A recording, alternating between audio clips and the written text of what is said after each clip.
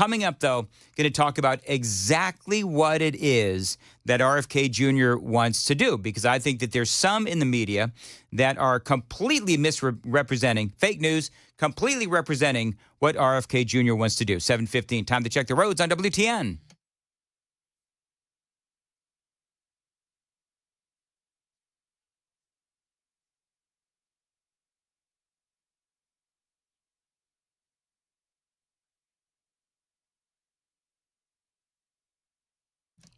Very good. Cloudy and sunny today. Partly cloudy, some sun. High of 57. Sunny on Saturday. High of 64. Partly cloudy and sunny on Sunday. 71 degrees. At Super Talk 99.7 WTN. Johnny and I are scrambling behind the scenes because I'm trying to figure out. We did the story on monkeys and throwing feces and whether or not the federal government actually spent $592,000 on that, because I'm seeing stories where, yes, it is a true story, others saying it's not a true story. Here's the crazy thing. I could see, based on everything else that we've seen, that would be something that our federal government would throw $592,000 at to try and figure out why chimpanzees throw feces. Now, apparently, yes, Senator Tom Coburn did release a study that said it was $593,000. Okay. Yeah. Did they find out why? You know what? If you know why we spent $593,000 on it, I want to know why they do it. What were the results of the study? Well, they say it was because they do it when they're in captivity. They don't do it in the wild. They do throw other things as rocks. Yeah. Things of that nature, but when you have them caged up, they will take to up, which I've experienced this actually. Oh, I have too. At the zoo. Free the monkeys. Yeah, free the monkeys, baby. That's why they you have okay, could you guys name this movie? If you have poo, fling it now. Oh, is that the one with all the animals? Yeah, Jungle Book. You know what? No. I'm so dumb because I said name that movie. I don't know the movie. Whatever. Anyway, it's the one with the monkeys, Yeah. the cartoony one. I bet somebody on the super text line knows. I'm sure that they do. I'm sure that they do. The cartoony one. And can I be honest? If I was in captivity, I'd probably be throwing some poop too. Yeah, Madagascar. Exactly. Go. So, yeah, I understand the poop flinging. That's why you've got to be, kind of far away from the chimpanzees. Oh, yeah. Because I've dealt with that as well. Anyway, moving on. What is RFK Jr.? What does he want to do with these vaccines? Because people are saying, "Oh my God, he's gonna ban vaccines and people are gonna die." No, that's not what he wants to do. He wants more testing. Let's do the same kind of safety testing that we require for other drugs. And we don't do that for vaccines. Vaccines are exempt. The only medical product that's exempt from pre-licensing safety studies. And of the 72 vaccines now mandated for our children, not one of them has ever been tested in a pre-licensing safety study. Nope. That is frightening. It is frightening. Absolutely frightening. Remember, he was the one who drove everybody crazy during COVID when he was sounding the alarm on Operation Warp Speed. He was worried there would be side effects. His social media was shut down. He was shunned by polite society in Washington, D.C. And it turns out, of course, that he and many others were right when we sounded the alarm on, Operation Warp Speed. We're going to have these vaccines, and they're going to be done lickety-split. What could go wrong? And then, of course, we were warning about the lockdowns, and all of us, Dr. Anthony Fauci and his friends with the social media companies, shut down free speech. And so he says, all I want is testing. I'm not taking anybody's vaccines actually away.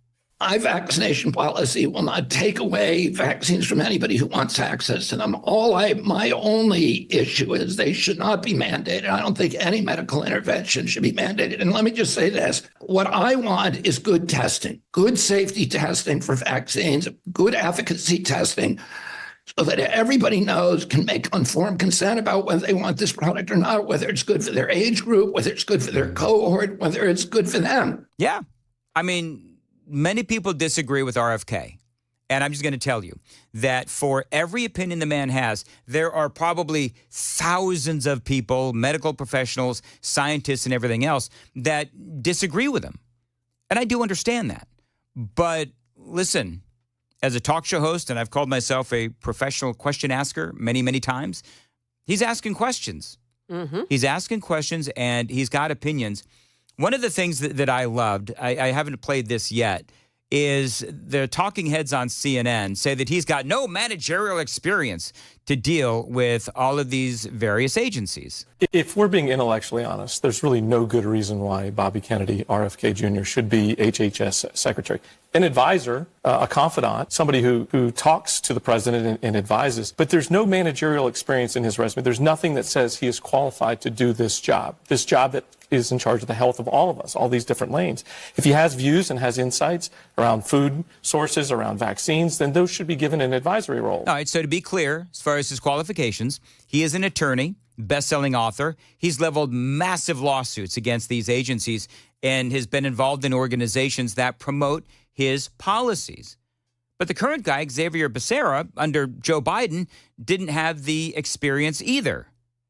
So says Scott Jennings. Because what were the qualifications of the previous ones? What were the management qualifications? I mean, Xavier Becerra. I'm not talking about the previous. I'm looking forward. But you're calling into question whether he could actually do this job, and I think it's absolutely. I think America is now, and I think it's important to discuss it because Xavier Becerra was just a lawyer and a politician with no management experience. So does two negatives, two wrongs make a right? Sylvia Burwell was a Walmart lobbyist. Donna Shalala was a university person. Look, RFK Jr. is a nut. Okay, so that's different than what you just said. You just said he doesn't possess the requisite managerial experience. But then we get to the real issue here, which is you want to insult the man. Yeah, there you go. He's a nut. That's what it is. It's not his managerial experience, although that is their initial flex. It's actually just that they believe that he is a nut. And Jennings, look, he brings up a great point. Look, public trust in the health regime in this country is as low as it's ever been. But why? It's because of COVID. Right. Because of school closures. Because of mask mandates. Because this country was... But let me just finish. Because this country was drugged through a bunch of condescending and heavy-handed mandates that all turned out to be garbage, and that's why it's low, and the questions are valid. Absolutely right. Absolutely right. And that's why people, number one, they don't trust the federal government. They certainly don't trust NIH or FDA or any of these other places. They don't trust the pharmaceutical companies. They do trust the guy that has been sounding the alarm, and that's RFK Jr. 722 on Nashville's Morning News. Joan Jones is here. Joan, what's coming up at 7:30? We've got more on the financial crisis at TSU that has led to more than 100 people being laid off.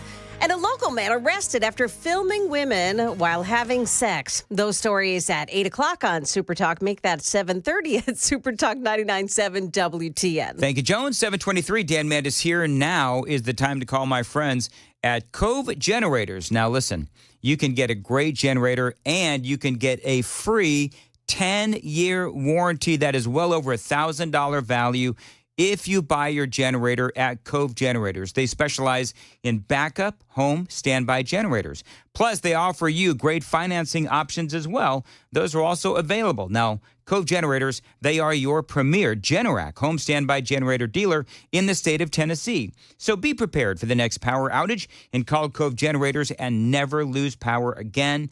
931-559-3311, 931-559-3311.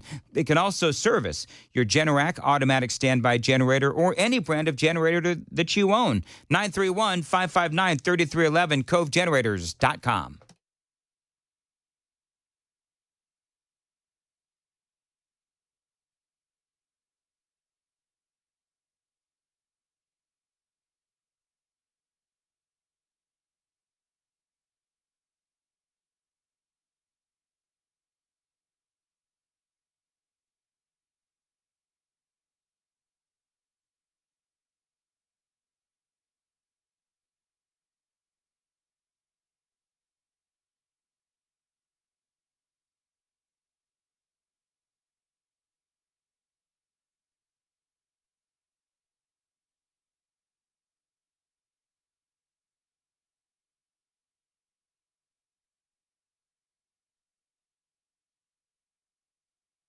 Hey everybody, Dan Mandis with Nashville's Morning News and Super Talk 99.7 WTN. I was speaking to Dr. Christopher Van Shank the other day at a station event. Now, he's a psychiatrist, and he was telling me about the mental health crisis here in America. And as you know, it's out of control. The COVID lockdowns were an absolute disaster. And Dr. Van Shank, again, he's a psychiatrist.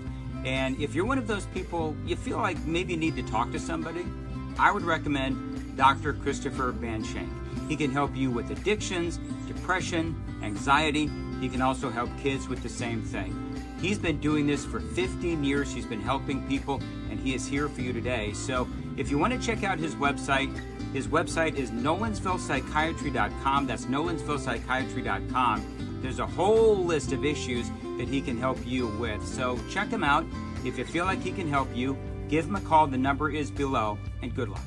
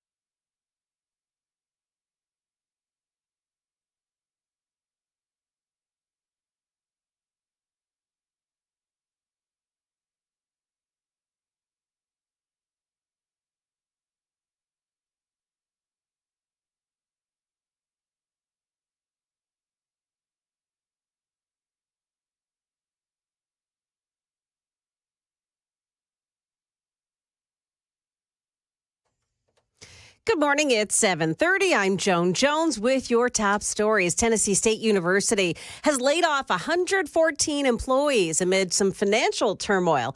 Comptroller Jason Mumpower said the state recently stepped in to help the university make payroll, but the state won't continue to rescue the school. Previous administration and trustees have driven this university to a breaking point, and it is up to you to reorganize, reorient, and lead a rebirth of this university.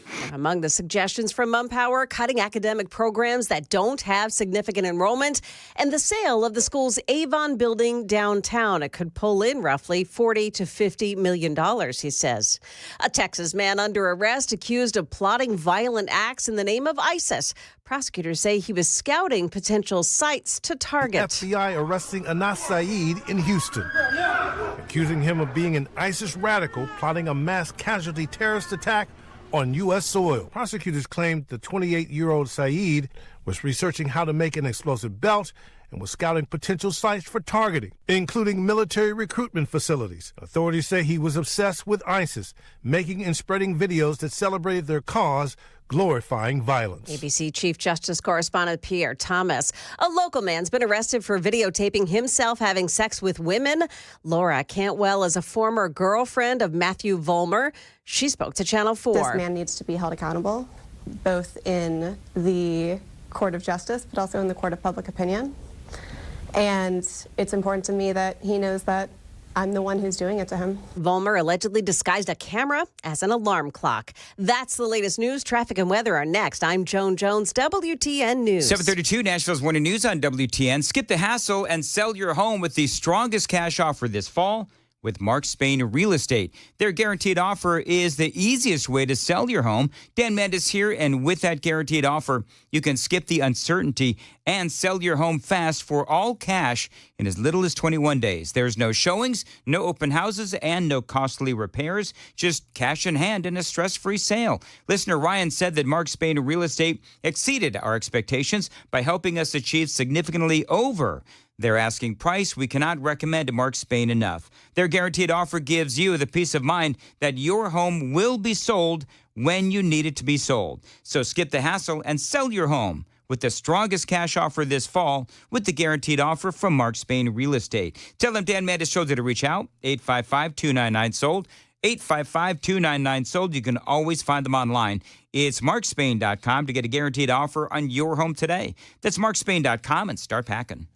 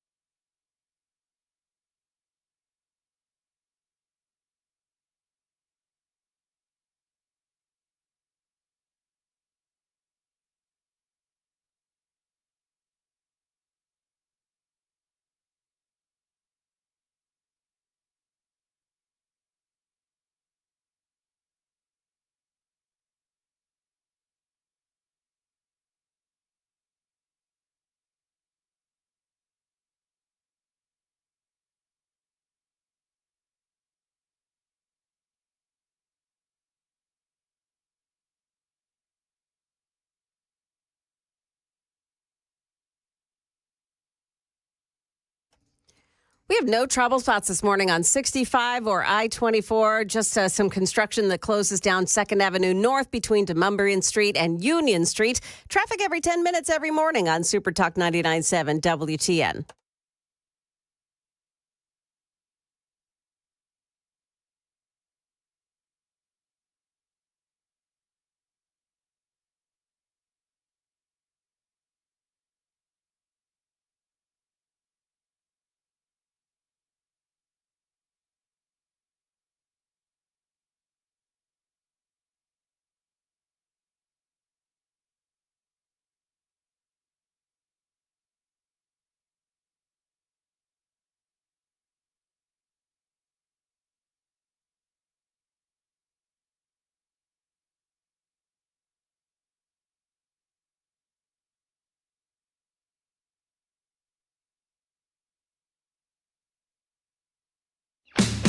.737, Nashville's Morning News on Super Talk 99.7 WTN. Dan Mandis here for a Friday, along with Joan Jones and Johnny B. Scott Spicky. Scott Spicky is joining us on the Newsmaker Hotline. Scott, appreciate you being here with us. A Tennessee representative, 64th District, and Scott out in Colioca. Thank you very much for joining us here on WTN. I want to talk about how President-elect Donald Trump is saying that he wants to eliminate the Department of Education, of course, at the federal level. I've been talking about this since he came out and started speaking about this. And let me ask you, the Department of Education, Scott, was formed in 1979, Jimmy Carter. And I've seen stories and memes and all of these things that are saying that and I asked some other folks about this as well, and nobody can seem to pin this down. I'm going to ask you. So when the Department of Education was created, we were number one in the world as far as education goes. Now we're like 28th or 29th, whatever it is. Is there any debate that, without knowing the real numbers and the real rankings, but is there any debate that the Department of Education has hurt our kids over the past many years since 1979 in Tennessee and across the country?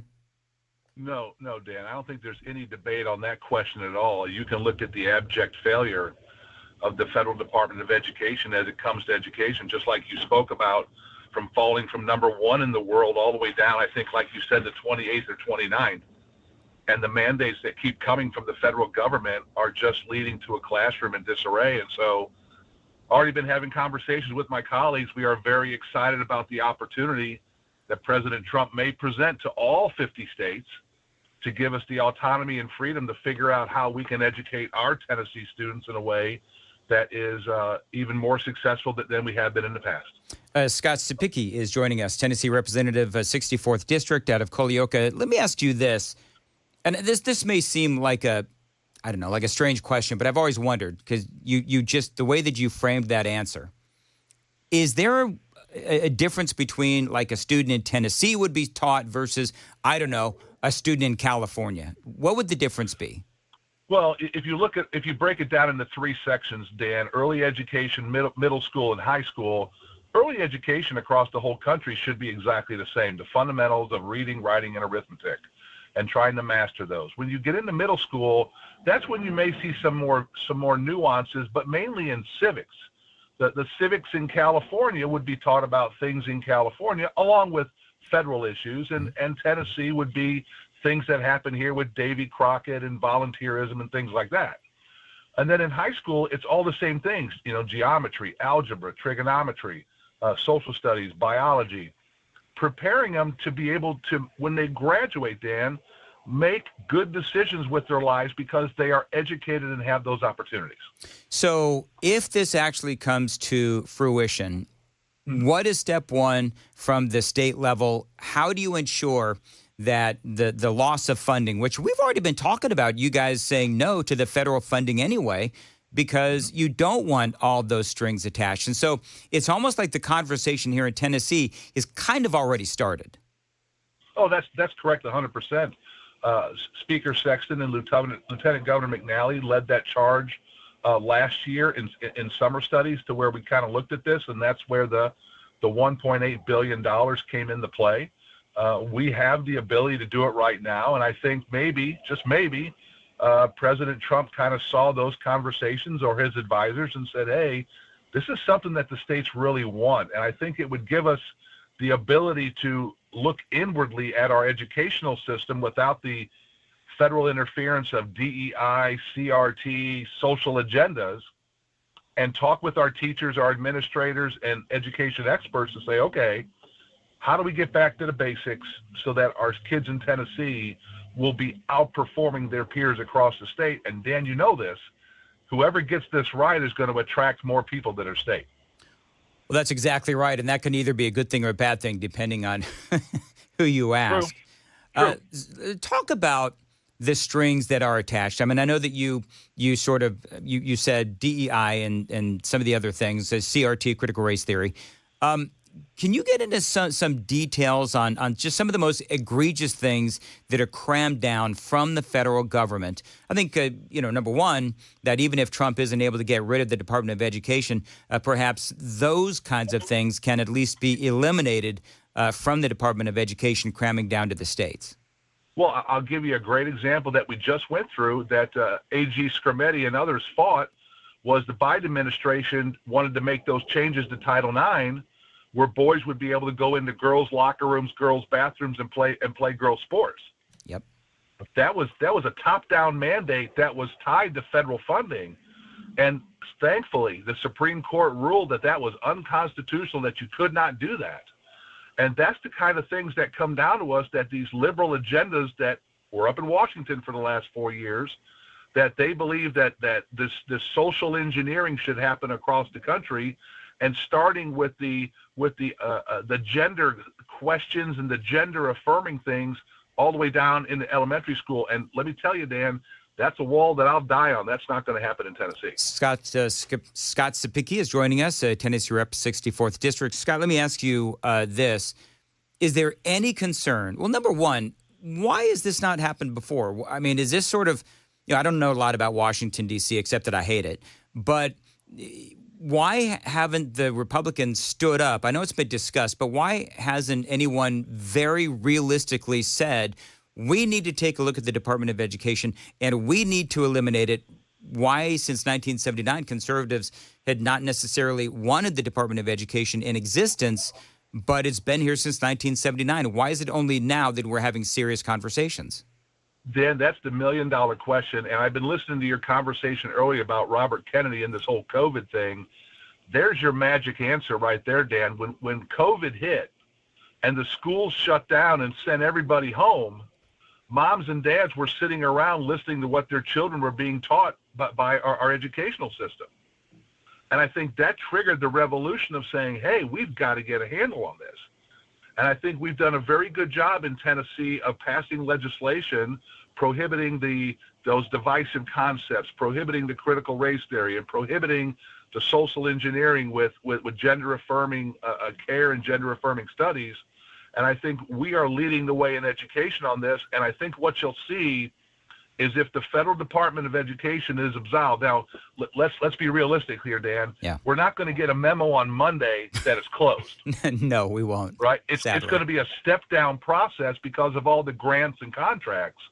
But once that wind down starts, the states are going to grab hold of this and start to create these 50 individual ideas of how to do education. And you'll bring competition to the education field, which is what is so sorely needed. You know what's going to be interesting, too, is if you think about it, this will actually give us the opportunity as a nation to find out which kind of education works, right? So California will probably do all of their DEI, critical race theory crap. They'll probably still do that in California. In Tennessee, we won't, and we'll see whose scores are higher. And that's correct. And where people want to go. You talk about the ultimate school choice agenda, right? Yep. Abolish the federal Department of Education, let 50 states compete for those parents and those students, and then see what happens. It's 7:45 on Super Talk 99.7 WTN. We've got State Rep. Scott Cepicky is joining us on the Newsmaker Hotline. Coming up in the news today is TSU. They've had to let go 114 people. They're in financial dire straits. I'm going to ask you a couple of questions about that as well. 7:45, time to check the roads on WTN.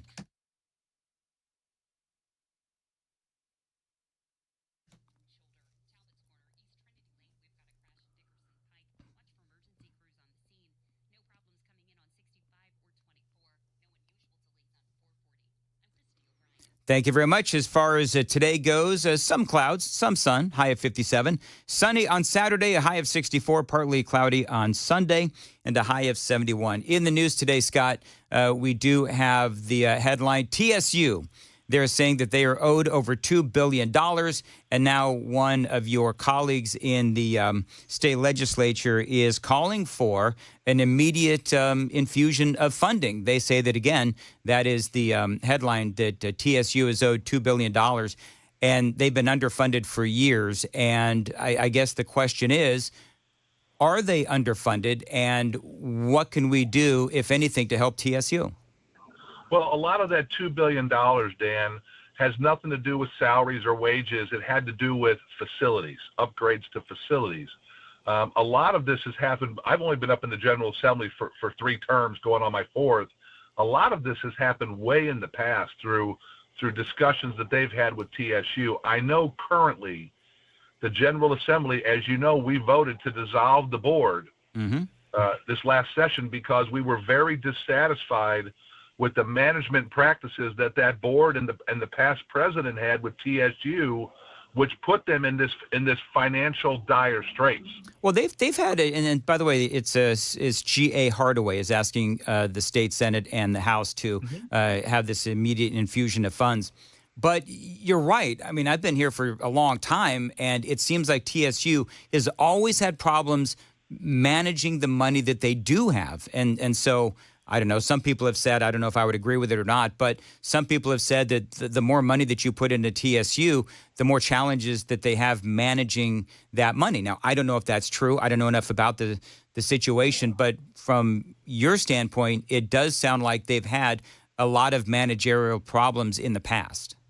Well, when the General Assembly takes the action that we did to dissolve a college board, I mean, that is the nuclear option that we invoked. And I will tell you this, the new board and the new president has been tasked with turning around a sinking ship. And they're trying to do the best they can, but like Comptroller Mumpower said, is you're going to have to really tighten your belts for a while to get this under control so that we can start to evaluate and see what's the plan moving forward. They have students leaving in mass numbers right now, so infusing them with all that money up front for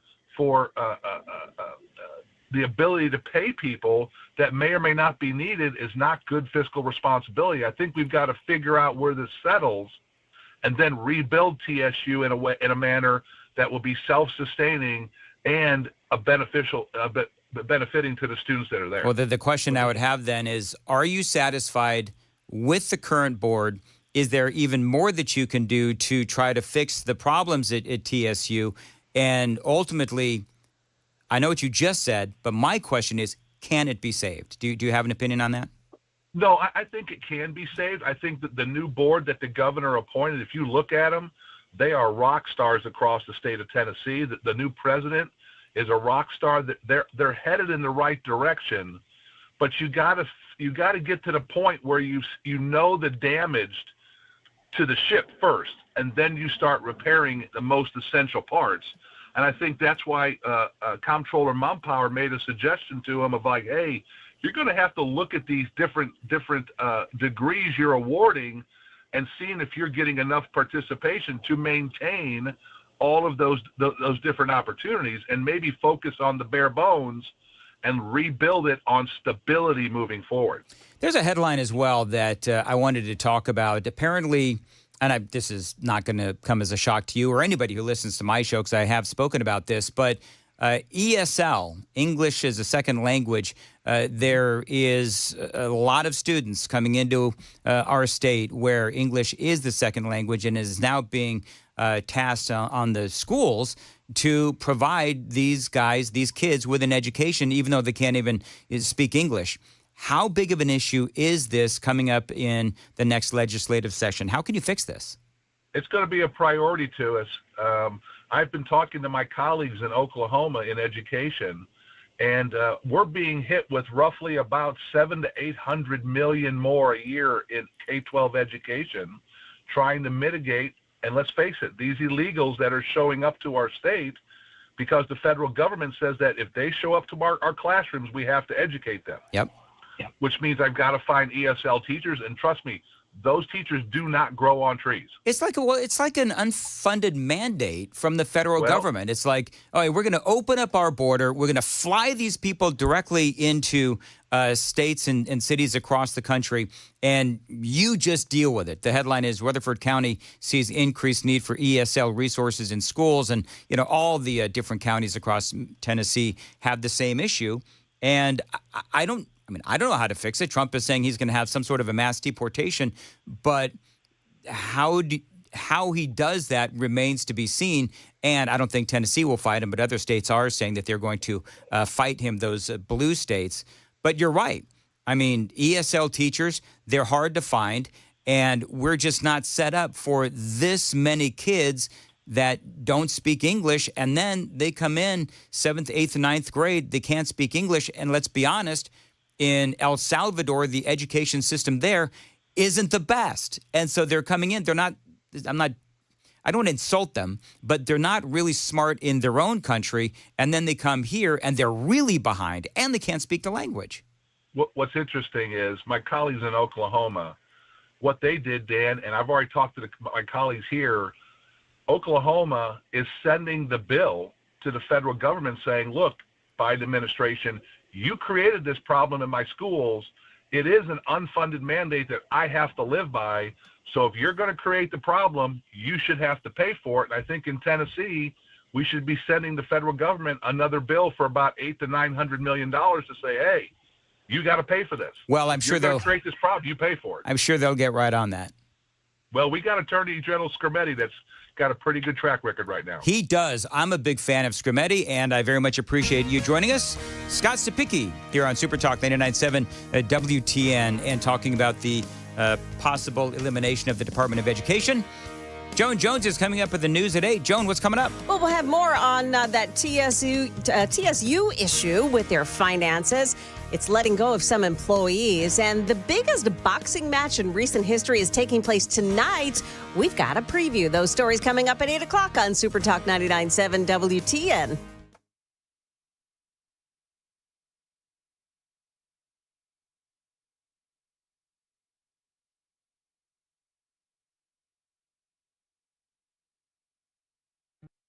Hey, what's up, guys? It's Matt Murphy in the middle of downtown Franklin, Tennessee. We've talked so much about Savory Spice. I thought, why not show you the place? So let's go on in and see what's popping at Savory Spice. As I've always said, you will smell the spices even before you walk in. I can smell them right here in the doorway. Come on in and let's introduce you to the one and only Holly, who is the owner and proprietor of Savory Spice. Say hey, Holly. Hello, everyone. Now, enough about Holly. Let's talk about spicy and easy products like the incredible taco soup, which, as I said, you put this in a crock pot, you put all the ingredients that it tells you to buy right there, you put the spices in, and it's so easy. So if you don't know what you're doing around the kitchen, it's a perfect way to find your way around the kitchen, as is the Mediterranean dill risotto. Now, for the holidays, pumpkin pie spice. What doesn't it have, Holly? Pumpkin. It doesn't have any pumpkin in it. That's a fun fact for all of you kids out there. Now, if you stop by Savory Spice, either in the Franklin location or at L&L Market, you can get yourself a sample of the dill dip, which is my absolute favorite. Just tell them Matt Murphy sent you to Savory Spice with purchase now. So come by Franklin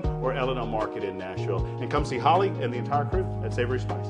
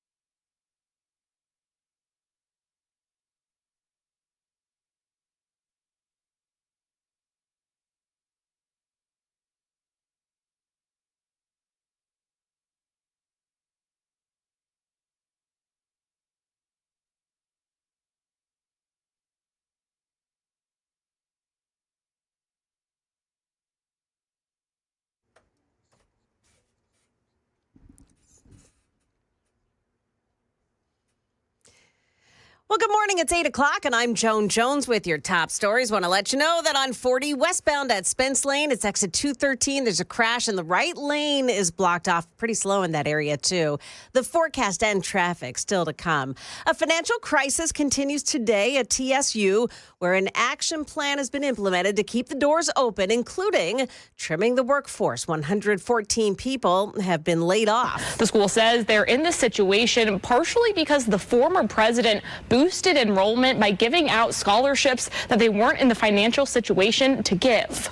The state would like the school to sell off its Avon building in downtown Nashville. That is extensive property in the heart of downtown Nashville, and it is very, very valuable property. I know there are multiple developers that would like to purchase that property. That's State Controller Jason Mumpower.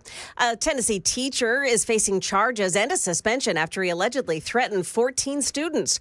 Crossville police arrested 56-year-old James Green yesterday morning at Stone Memorial High School.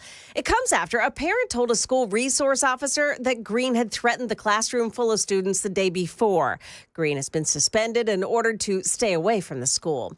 President-elect Donald Trump will formally announce that North Dakota Governor Doug Burgum will lead the Department of the Interior. That's his nominee.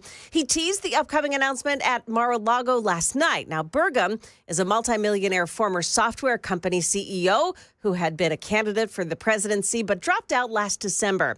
Burgum made energy and natural resources a key part of his campaign for the GOP nomination. And one of the most hyped boxing matches in recent memory will happen tonight. Mike Tyson squaring off against Jake Paul, the 58-year-old Tyson slapping the 27-year-old YouTuber turned boxer at weigh-in. Despite a 31-year age gap and being a major underdog, sportsbooks report 90% of all bets are being placed on the Hall of Famer Tyson. The most popular bet? Tyson winning in the first round. Paul is betting big on himself, taking multiple million-dollar bets from fellow fighters, even staking his claimed $40 million payout. That's ABC's Andrew Dimbert. Well, stock futures this morning are lower. We've got Dow futures losing 163. The S&P futures are down 34. NASDAQ futures minus 202 ahead of the opening bell. That's the latest news. Traffic and weather are next. I'm Joan Jones, WTN News.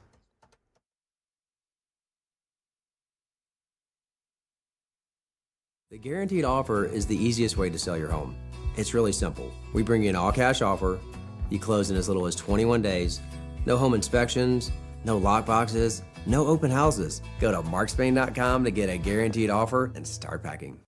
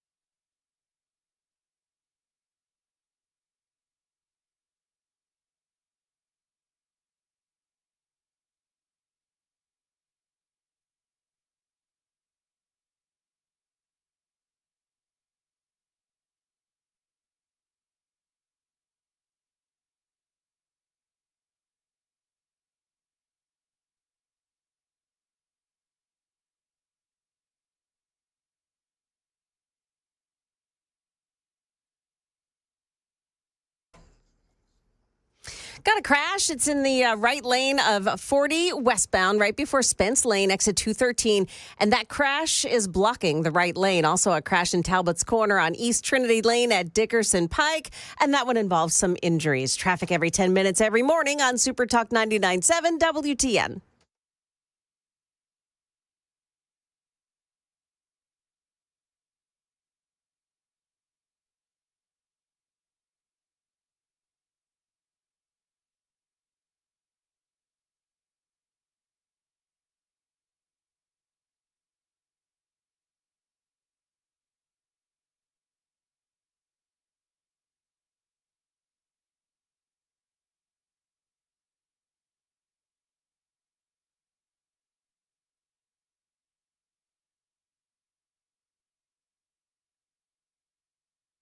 Information fueled, opinion driven. This is Nashville's Morning News with Dan Mandis. And so, my fellow Americans, we talk news. 8:06, Nashville's Morning News on Super Talk 99.7 WTN. Welcome on in.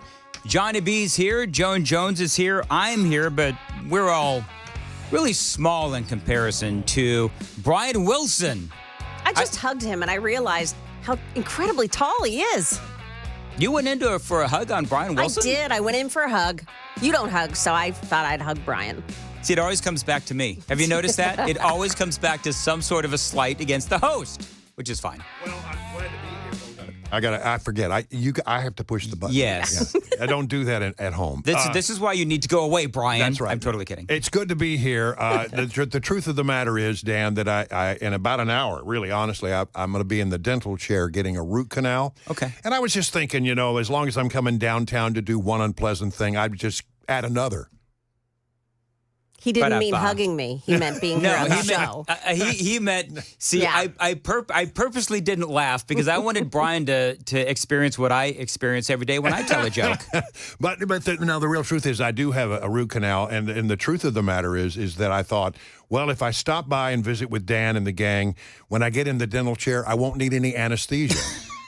Yeah. Okay. Okay. So you got any more? Is that you only got two? Okay. Of course, honestly, I'm just teasing. I adore you guys, and I got to tell you, the show, with you and Johnny B and now Joan, it just sounds so good, so dialed in, and you guys are doing great. It's just a phenomenal show to listen to. We love what we do, and you of course have been doing great in the afternoon. Big announcement. Was it last week? Last Friday, I think, wasn't it? Yeah. And you announced that you are we using the actual R word? Well, retirement is, I'd like to think of it as a semi or a quasi retirement. Because, so you're easing into it. Well, I'm going to be not doing a daily show, but the whole concept, and I've talked to Allison Warren, our manager downstairs, and to folks in the sales department, and to Paul Mason, our program director, and those discussions, the idea is that I'm still going to be around for like breaking news maybe, or be around to fill in on occasion, and I'm working up some things that they're not ready yet, but maybe the idea would be that I would have some things that would be on the show, on the station on a daily basis, but not a full-time 4-hour show. And the rest of the story. Yeah. I think that'd be great. Yeah, I think that sounded really good. Yeah, it'd be fun. I know there's a lot of things that I'd like to do and try out, and so we'll see how that all works. We're easing into that. Yeah. The main thing is to end strong. On the 24th of December will be my last full-time show. So it's not retirement. It's not goodbye. It's we'll talk to you a little bit later. Yeah, that's it. And and you and I have talked about this. I cannot wait to have you on more often. As a contributor, I've got people that, once a week, maybe sometimes twice a week as a contributor, just talking about stuff like politics. And I cannot wait to have you on, fairly regularly without being a pain in the arse. It's not. Having the home studio really makes it easy for me to just go I need you to come in, Brian. Oh, you need me to come in? I need you to come in. Well, we'll have to talk about that. That's going to cost more. All right, so 50 years. 50 years of broadcasting. All right, so I'm going to ask 2 questions: your favorite story that you've covered and your least favorite, and do you have any regrets? My favorite story, I think that I covered was actually, there's a couple. I did a stint in Amarillo, Texas, as a helicopter reporter, and I was like 23 years old, and I had a $250,000, $300,000 helicopter, at my disposal. In Amarillo, Texas. In Amarillo, Texas. How media has changed. Yeah, they don't do that anymore. But it was great fun, and I flew all over the Texas Panhandle covering news outside of Amarillo. That was a great gig. And when I was in Mobile as a reporter, and then turned into an anchor, I got to spend a day on a nuclear submarine.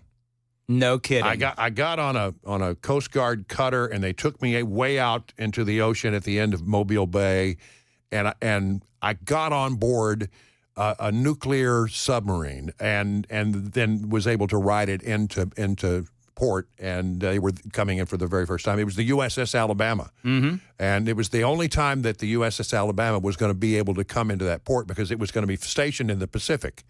But they'd just done their trials, and they were coming in, and they wanted to do one stop in Alabama, and Mobile, of course, is the only port. So I got to do that, and that was fascinating to see how those guys live. Yeah. Oh, it's tight quarters. Yeah, very tight. Well, they sleep around the nuclear missiles. They sleep around the nuclear missiles. So they're showing me, well, they got bunks here, and you got bunks there, and you got bunks there. What are these big round things that in between the bunks? Those are the missile tubes, dummy. That's what we do. That's funny. There are two kinds of submarines. There's the boomers, which are the missile subs, that the part of our strategic deterrent, and then there's the attack subs, which are like we're designed to take out ships and do things like that, fire Tomahawk missiles. And so this was a boomer, and it was a big ship, and I got to see everything except the nuclear part of the ship. Did you have to stoop down to get into the submarine? Yeah. I mean, it would not be good for somebody to do that. I mean, I was actually carrying a camera that day because they only gave us one slot, so I had to do my own shooting, which I love to do. But carrying a camera on top of my shoulder and being 6'4", I was constantly banging into stuff. So I wouldn't want to do that on an everyday basis. But for one day, what an experience. I can imagine the most memorable story that you've covered perhaps was 9/11. 9/11 was very memorable. I mean, I have a lot of memories, and it's been on the afternoon show occasionally. I get very melancholy and I start geezing and talking about some of these things. But I've told the 9/11 story several times, but it was a day that I'll never forget. And in fact, I found out that at the Shanksville Memorial, where the plane went down, Todd Beamer, let's roll, that kind of thing. That they have a video presentation of the story of that aircraft and what happened.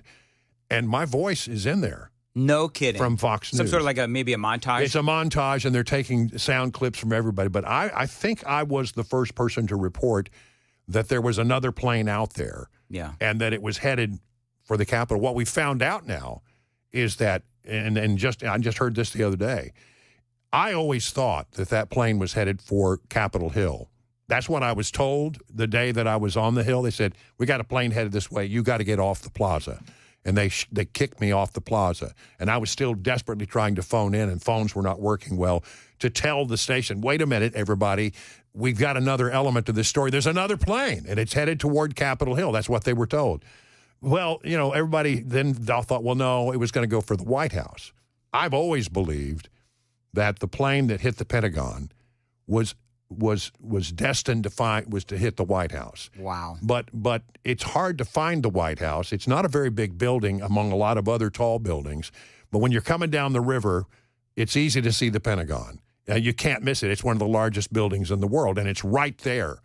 He was coming down fast, 600 miles an hour, and I always thought that the primary target had been the White House, but the secondary target, and that's what they always think about, primary and secondary. If I can't get the primary, what's my secondary target? Secondary target, I think, was the Pentagon. And now we're finding out that the plane in Shanksville was headed for Capitol Hill.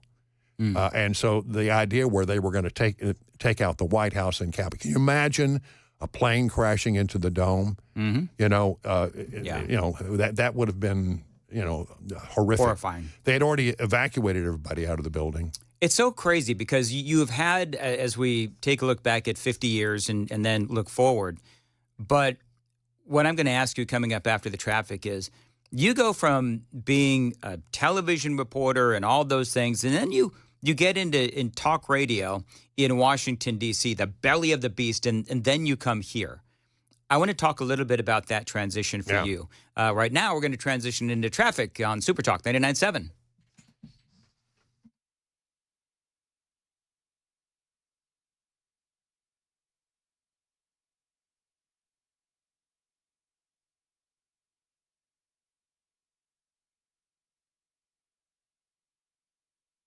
Partly cloudy today and a high of 57, 51 now at Super Talk 99.7. WTN that drives. Brian Wilson is joining us, kind of taking a look back and taking a look ahead as well as you look forward to your upcoming. It's kind of sort of a retirement, but you're still going to be around. You're still going to be a big presence on the radio station.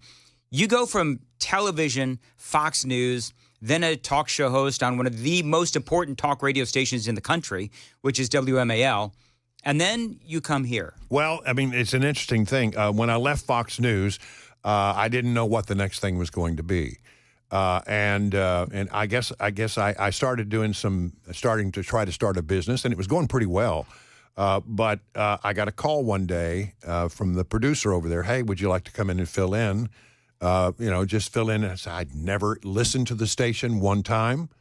I had never done talk radio, had never considered what it was. And one of the people who did the regular show was out, and I just came in and I just tried to make it interesting and talk for 3 or 4 hours, which is a hard thing to do if you've never done it before.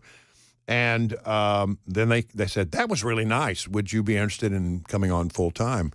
And that's which is crazy. Yeah, crazy. And I said, yeah. And so a few weeks later, we worked it out where I was going to be part of a morning show, and then when that came to a close, I went to my beach house in Florida, which I no longer own, but I'd had a place then. I was down there, and I thought, well, this is retirement. I thought I was done. And then your phone rang. And then you called me and said, hey, can you come and help us out? And when I came in, I realized working with Chris Webber and Ken Weaver that it was a really good fit. And I was very pleased when we could work it out and so what started out as a 2-week, fill-in gig turned into a 6-year run. I got to tell you, during those 6 years, do you have a moment? Because I want to go through a few things that you and I have done together, and others as well. But tornado coverage. I mean, we had the big tornadoes that we rolled through that destroyed your house. Yeah. But there was that broadcast. There was where the tornadoes hit, and then you and I were on the air just. My house got hit at about 1 o'clock, and by 2 o'clock in the morning, we were on the air. So countless tornado broadcasts. Yeah. There was Christmas Day bombing. Yep. You and I. Yeah, I didn't get to open packages until about 3 o'clock that afternoon. Amy was so ticked.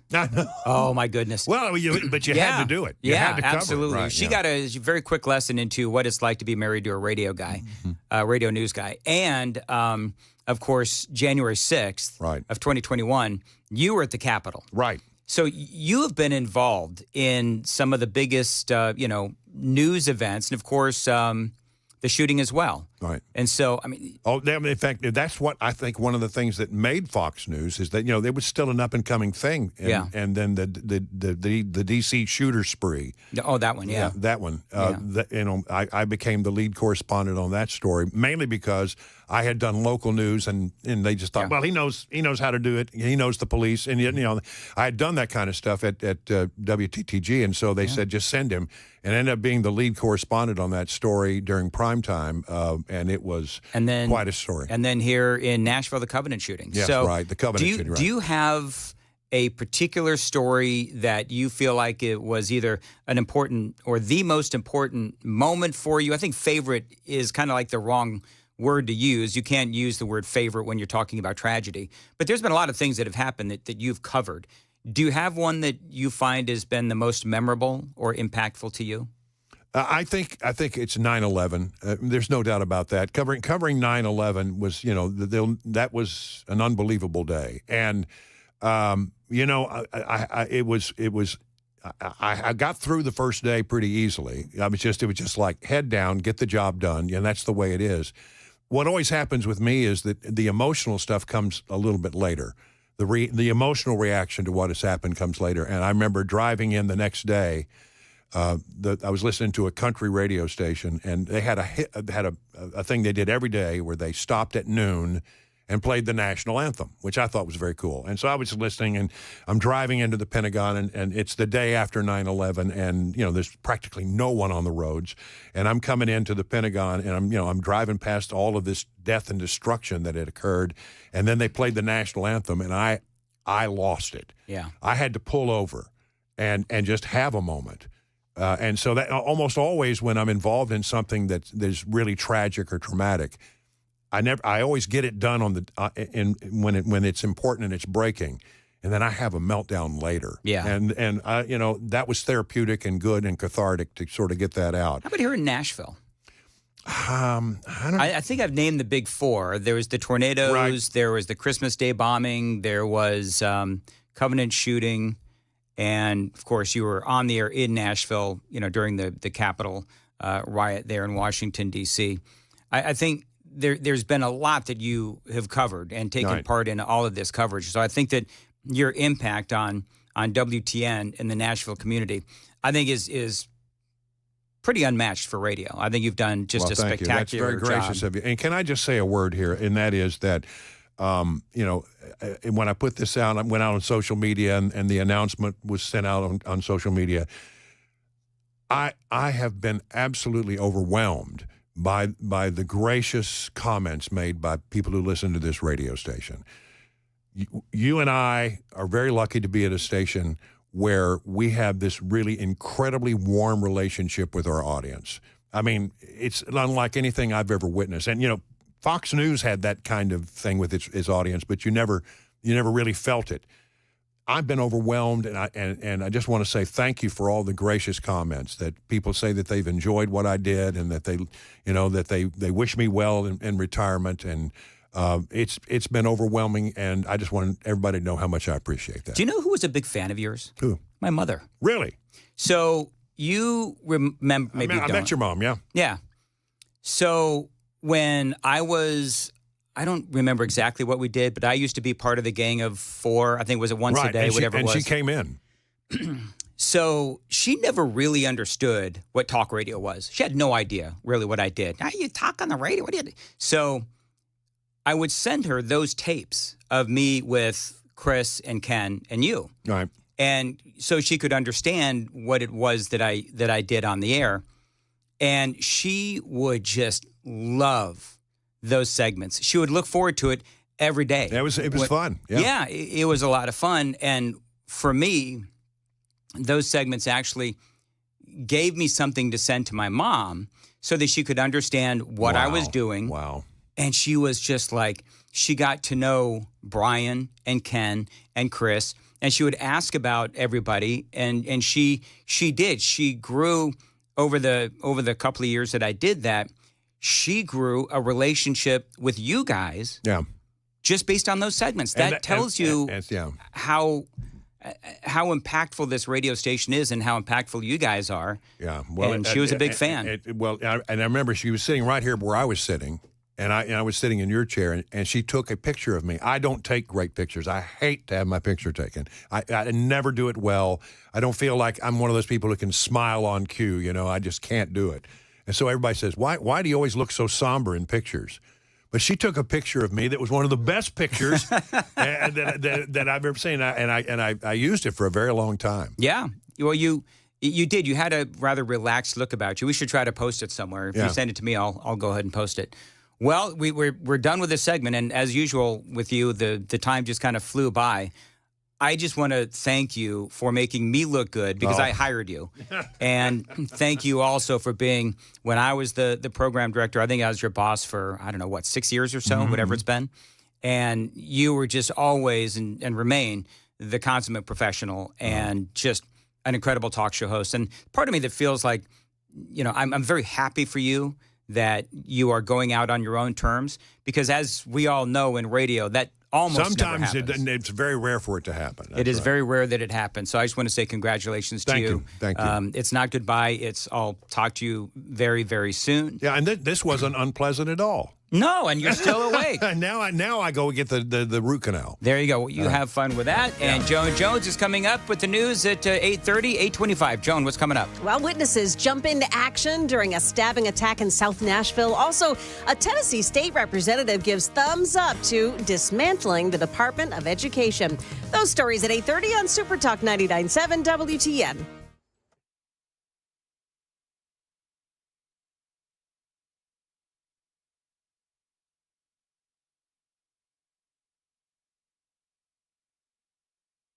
Did you know you're overpaying for your health and wellness products?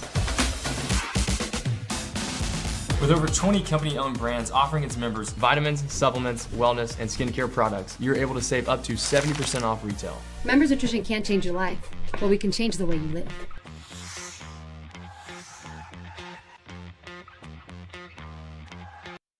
Hey everybody, Dan Mandis with Nashville's Morning News and Super Talk 99.7 WTN. I was speaking to Dr. Christopher Van Shank the other day at a station event. Now, he's a psychiatrist, and he was telling me about the mental health crisis here in America. And as you know, it's out of control. The COVID lockdowns were an absolute disaster. And Dr. Van Shank, again, he's a psychiatrist.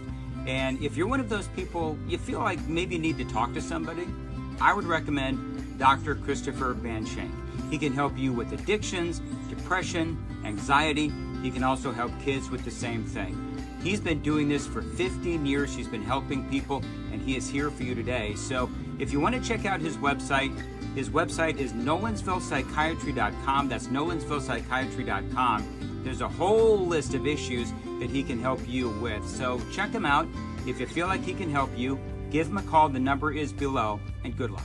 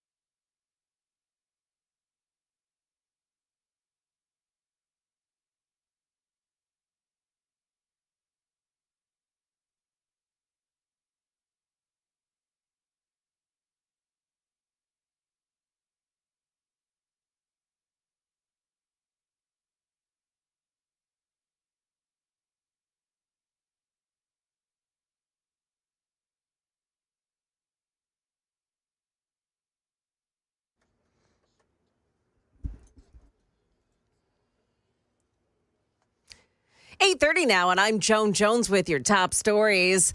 A woman has died after a stabbing attack at a bus stop in South Nashville this morning. This happened about 5:30 at the intersection of Harding Place and Antioch Pike. Police credit some witnesses of the attack for holding the attacker until they could arrive, and he's been arrested. WeGo says that one of its bus drivers actually saw the attack as it was happening around 5 o'clock, and he stopped to call police. More support for President-elect Trump's plan to dismantle the U.S. Department of Education. It comes from Tennessee State Representative Scott Sapicki, who tells WTN's Dan Mandis show. Already been having conversations with my colleagues. We are very excited about the opportunity that President Trump may present to all 50 states to give us the autonomy and freedom to figure out how we can educate our Tennessee students in a way that is even more successful than we have been in the past. Trump's plan dovetails with Tennessee Governor Bill Lee's new school choice bill that would award 20,000 scholarships for school choice vouchers next year. President-elect Trump is making his formal nomination of Secretary of the Interior. It's North Dakota Governor Doug Burgum. Burgum and wealthy oilman Harold Hamm are spearheading an energy policy that would include a recommendation to scrap the Biden administration's tax credit for people who buy electric cars. Doing so would offset other tax breaks and reductions that Trump wants to make permanent. Market Numbers Report brought to you by Beacon Capital Management, online at beaconcm.com. Stocks have started out on the lower side this morning, with the Dow Jones Industrials minus 132 right after the opening bell. The Nasdaq is down 183. We've got the S&P 500 index down 35. That's the latest news, traffic, and weather next. I'm Joan Jones, WTN News. 8:32, Nashville's Morning News on Super Talk 99.7. Stop letting high-interest debt weigh you down. Pay it all off in days thanks to Loan Pronto's new Rapid Equity Loan. Listen up, homeowners. Dan Mandis here. Imagine a completely hassle-free way to cash out your home's equity. No appraisals, no paperwork, and no waiting. Loan Pronto's all-new Rapid Equity Loan uses AI-driven technology to get you approved for cash out in as little as one day. One client got $100,000 approved in under 24 hours, wiped out their debt, launched a home improvement project, and is now saving over $1,000 a month. Instant approvals, low fixed rates, fast transfers. Get cash to consolidate all your debt and get a fresh start for the new year. Call them today and see how much you can qualify for. Imagine this time next week you could be credit card debt-free. Don't wait. Get your cash fast and call Loan Pronto. 615-499-5780. 615-499-5780. LoanPronto.com. Equal housing lender, NMLS 166-1781. On approved credit, NMLS ConsumerAccess.org.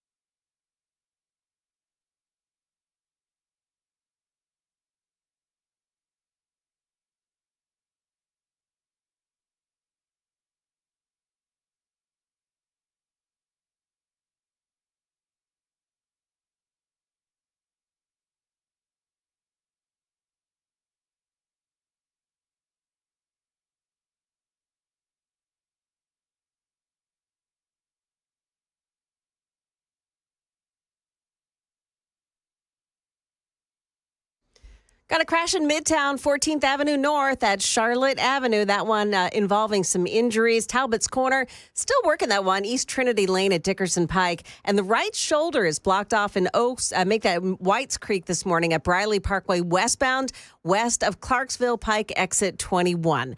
The road is being cleared off. The traffic should be moving through there soon. Traffic every 10 minutes every morning on Super Talk 99.7 WTN.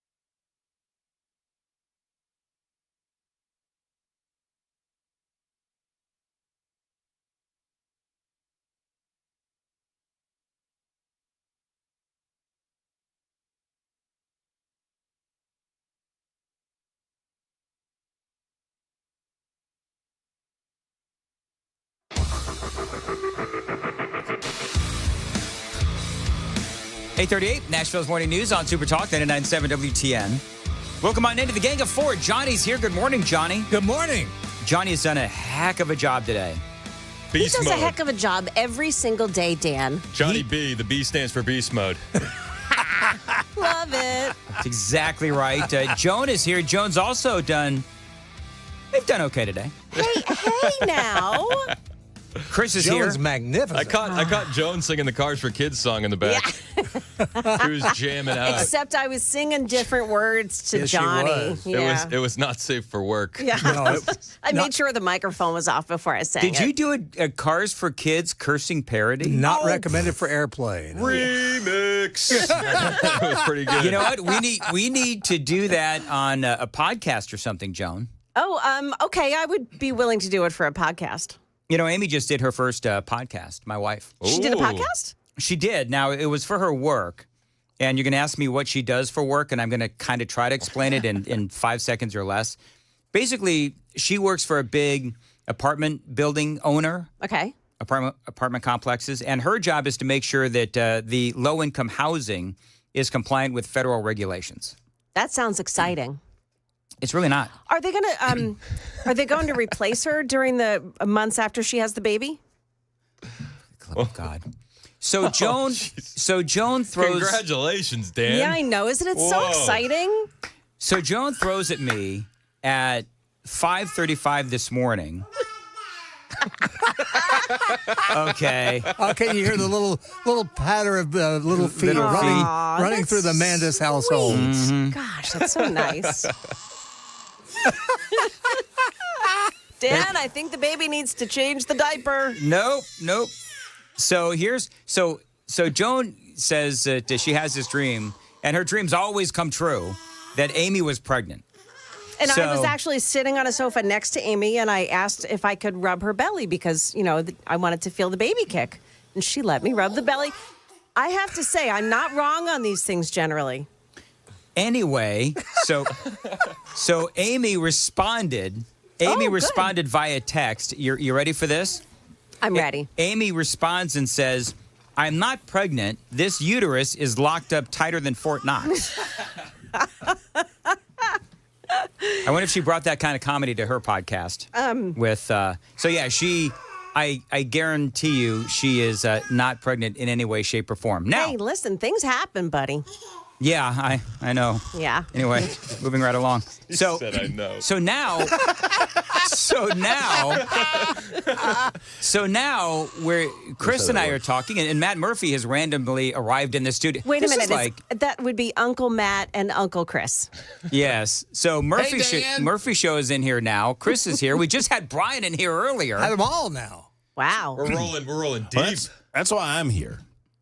Right, because I turn on the radio. Apparently, we've not turned the clock back on my radio in my kitchen. Oh, no. Because I make a point to turn it on at 9 because I really want to hear Chris. But anyway, so. Well done. Well done. So I turn it on. There's you. But then Brian's here, and I was like, I got to get in the shower to get here before Brian leaves, and I didn't make it. Oh, too bad.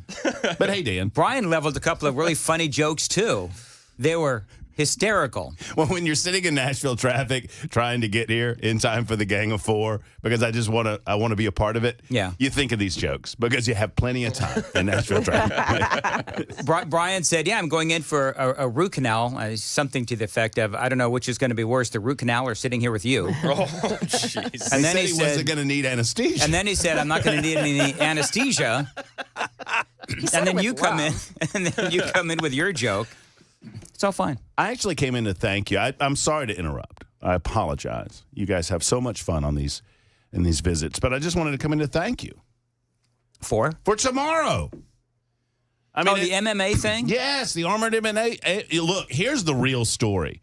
I've begged of Dan to fill in for me tomorrow night because I have a family thing that I have to be out of town for. And that's the story that I told Dan. The real story is we went and watched these guys train. And this dude, did you see this dude yesterday in the studio? Hand was like wailing on him with a mace. Yeah, I got to hit this guy with a mace. Okay, so what's a mace? It's a big blunt object. Okay. It's like a base. It's like, have you ever seen The Walking Dead? Yeah. Like one of those. To take out a zombie. So dude comes in. And you are beating the heck out of him with a blunt instrument. He said to me, you want to take a swing? And I was like, okay. And I'm thinking, it's for a radio. Like, where do you want it? And I gave it to him, and then he's like, that's all you got? I was like... Challenge your manhood a little bit. So then I wailed on him. You wailed on him. He's like, I felt that one. Okay, number one, clearly you did not ask for permission on this. We asked for forgiveness. I can already tell you if the lawyers are listening, their heads are exploding. That's number one. All fun and games. Can you imagine? Hold on. Can you imagine that getting to like New York? And by the time it gets to New York, a talk show host in Nashville did what to a guest? That's what I'm saying. Why? He asked me to. He asked me. Is that on video? Yeah, I had to oblige him. All right, I got to. What time was it? I got to go back and look at that was at like 11:35 yesterday. 11:35. All right, I got to go back and see Chris Hand knocking the hell out of a radio guest with a mace, a blunt object. It was a first. It was a first for me. You guys are going to have a great time. I'm sad I'm missing it. I'm sad. I am sad I'm missing it. I actually am. It's going to be baller. I'm still trying to figure out the whole baller. Yeah. I don't know what that means. What does that mean, Chris? Fun. It's going to be fun, guys. Why don't you say it's fun? Baller sounds crude. Give me a mace. Okay. Oh, boy. No armor for you. That escalated quickly. I got a pen I can throw. Anyway, so so basically, I guess we're going to be there. We're going to be the managers. Which 80s wrestling manager are you going to channel? I'm torn between Lou Albano and Bobby the Brain Heenan. Lou Albano. You don't quite have the... See, I would have... Had you... Yeah, you would have been Lou. I would have been obvious. I want to be like whoever Rocky's manager was. Mick? Mick. I want to be Mick. No, I want to be the older guy. But I want to be Burgess Meredith. No, that's Mickey. Is that Mickey? Yeah, it's Mickey. Yeah. I want to be Mickey. All right. I'll walk around with one eye closed. You should. You want to try that one? Call Hand a bum. Say, you're a bum. You're a bum, Hand. You're a bum. Oh, that's pretty good. With the eyes closed, halfway closed. I like it. Make it look like I'm having a stroke. Are you okay? But sincerely, thank you. I did sincerely. I mean that. I'm not making a joke. I thank you for helping me out and filling in for me. That's the team approach. Sure, absolutely. You know, it's costing me. But what? You have to. I have to take Amy out to a highfalutin dinner beforehand because I wanted her to come with me. Yeah.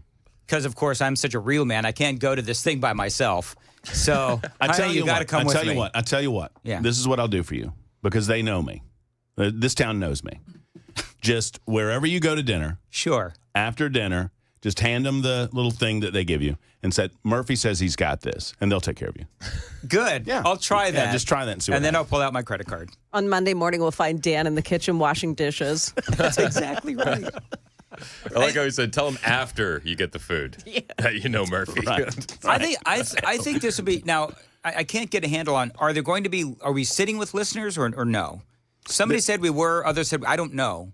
We're giving away some tickets. I know we are giving ours away today. So I do think that we have VIP tables right up against the ring. And I do think that you might have a couple of listeners with you. Now, I'm not actually coaching these people. Like, I'm sitting in the ring.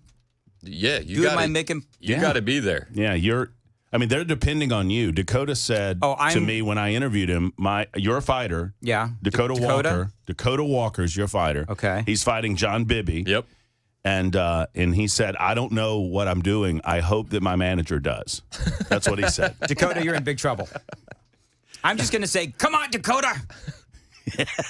He's a bum. That's what we... Whatever. Anyway, so... You should bring a live chicken and make him chase the chicken. That's what we should do. Like in Rocky. And make him eat like raw eggs. Yeah, you got to have speed. That's what we need to do. Perfect. Is there going to be drinking involved? I might be able to get through this if there's drinking. I think there's going to be alcohol there, yes. Rum-based drinks, because we know that puts me right to sleep. I was hoping that there'd be drinking involved like now. Like this morning. Every time I listen to Nashville's Morning News and the Gang of Four, I think, well, surely they have something under the table. Johnny's locker. Well, some of us do. Johnny B's the smart one. Johnny B is the smart one. I've always said that. I've been riding Johnny's coattail for years. I see. This is why Joan gives you the business, because you just cut her out. Yeah. You see what you did there? Yeah, and now I did. And she thinks like, and now it's right in the back of her head. She goes, "Oh, I'm going to get him." See? Okay, who's playing that? Is that Joan or is that Johnny? Oh, because whoever it is, I'm gonna take a pic. The world may never know. Who's playing that? Joan or Johnny? I think it's Johnny because he is a malcontent and he secretly hates me. Well, he's a malcontent. I don't think he secretly hates you. Johnny, I'm just kidding. Frankly, I've talked to Johnny enough. I think he openly hates you. I didn't know it was a secret. I didn't know. No, it's got to be Joan playing that. Dakota, that would be a good name for a baby. Oh, I like Dakota. Wait, Dakota would be best friends with your daughter's Jameson, right? Yeah. So then what's another whiskey name? I don't know. Because we'll call him Angel. I Angel's don't Envy. drink whiskey. That's a good one. Oh, whiskey. Jack Daniels. I didn't know about female. There you go. Whiskey is the devil's drink. We're talking about... I'll report back on Monday whether or not Amy had any drinks at Armored MMA.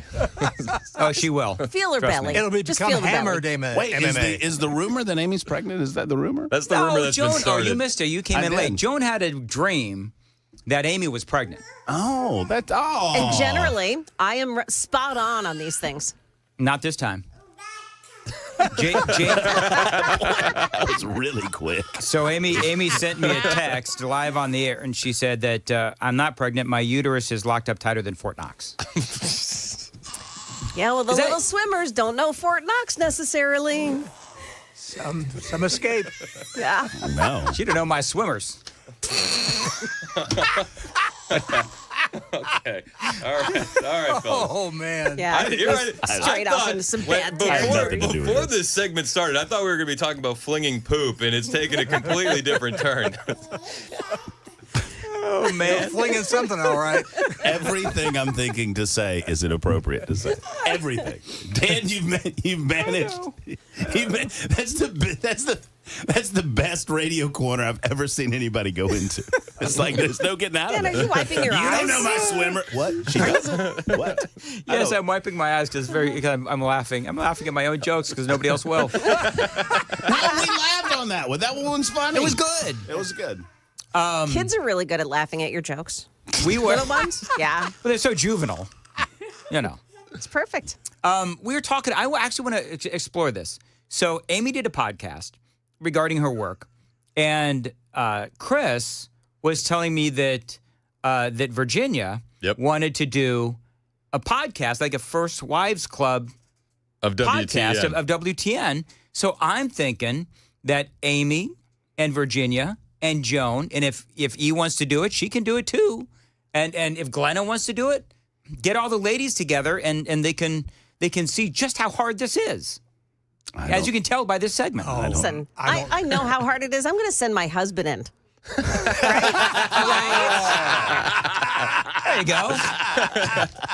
He could tell you some things. I don't think this is a good idea on a lot of levels. On a lot of levels. Because if they actually see, I mean, right now I get to go home and say, oh, it's so hard. I had such a hard day at work. You don't understand how difficult this is. If we expose what we do on a daily basis, How easy it is? How easy it is, that's trouble. Honey, I've been slipping over a hot microphone. Would the numbers go towards our digital bonus, though? Because the numbers would be there. The numbers would be high. Oh, I think the numbers would absolutely be there. And Amy loved it.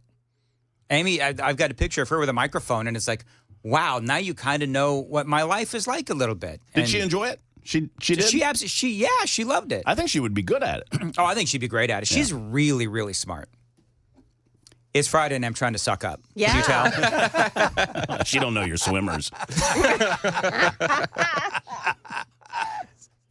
But the weekend's coming up. Yeah, I'm telling you, it's happening.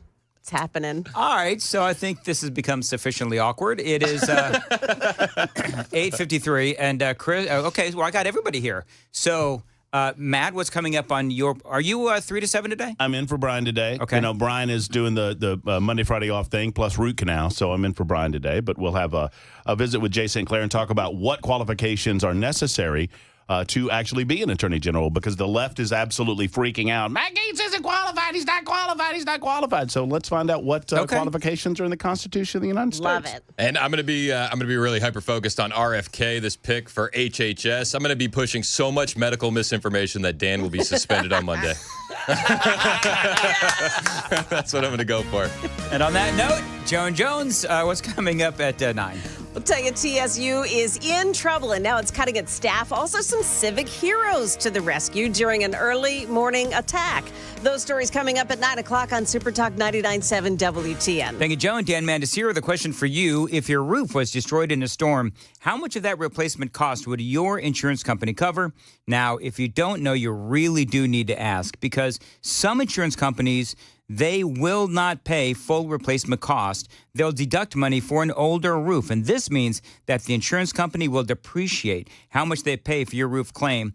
Older roofs, they're going to pay less. That could leave you on the hook for thousands of dollars. Now, my friends at King & Associates Insurance, they will pay full replacement cost. So whether you have to replace a 20-year-old roof or a 2-year-old roof, it is going to be replaced. It is that kind of focus on customer service that makes King & Associates Insurance one of the absolute best insurance companies around. 615-329-8121. Tell them Dan told you to reach out. 615-329-8121. Get your royal review, tkinginsurance.com.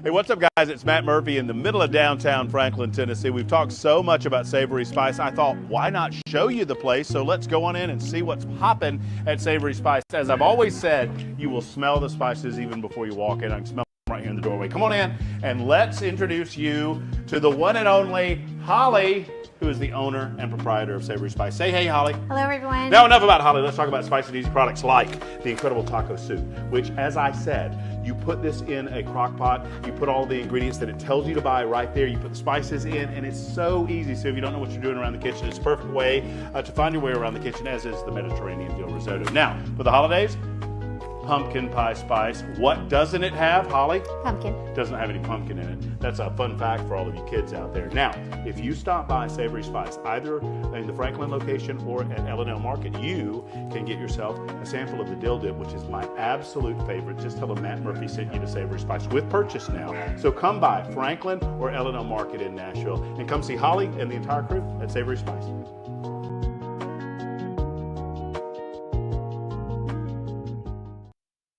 The guaranteed offer is the easiest way to sell your home. It's really simple. We bring you an all-cash offer. You close in as little as 21 days.